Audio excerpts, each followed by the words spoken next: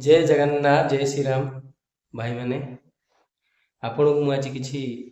कहवाक चाहूँगी कौन कहवाक चाहूँगी आपण मैंने जानते आम ओडिशा रे गोटे अधर्मी माने किछि संगठन करिसेंती से संगठन नाम हूँ हेतुवाद एवं से हेतुवादीर जो संगठन अच्छी से संगठनर प्रेसिडेंट अच्छा सम रथ बोली जड़े वृद्ध लोक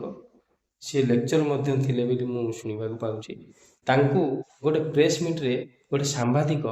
पचारिला कि कौन पचारिला पचारला आपण को वाइफ सिंदूर एवं शंखा पिंधुछंती कि नहीं सम रथ कौन कहले कहले मो वाइफ शंखा सिंदूर पिंधु नांती से कहले जो सांबादिक थिले से कहले 100 कोटी हिंदू मध्य शंखा सिंदूर पिंधुछंती आपण को वाइफ के शंखा सिंदूर पिंधु नांती से कहले नहीं किए पिंधु किंतु आमे प्रथम पिंधुनु मु आपन को कहया चाहूँगी सम रथ को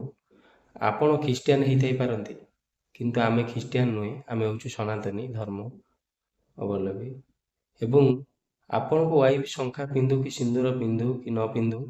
आपण को वाइफ कि आपण विधवा रूप में देखा खुशी लगुच आपण देखु किंतु कौन सनातनी धर्म एवं कौन हिंदू को आप उपदेश दबार आपन किसी योग्यता नहीं आपण कथा आपण बुझंतु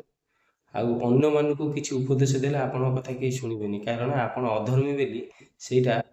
परिचय हो जाइए आपनकर बुझिपारे जय जगन्नाथ जय श्री राम।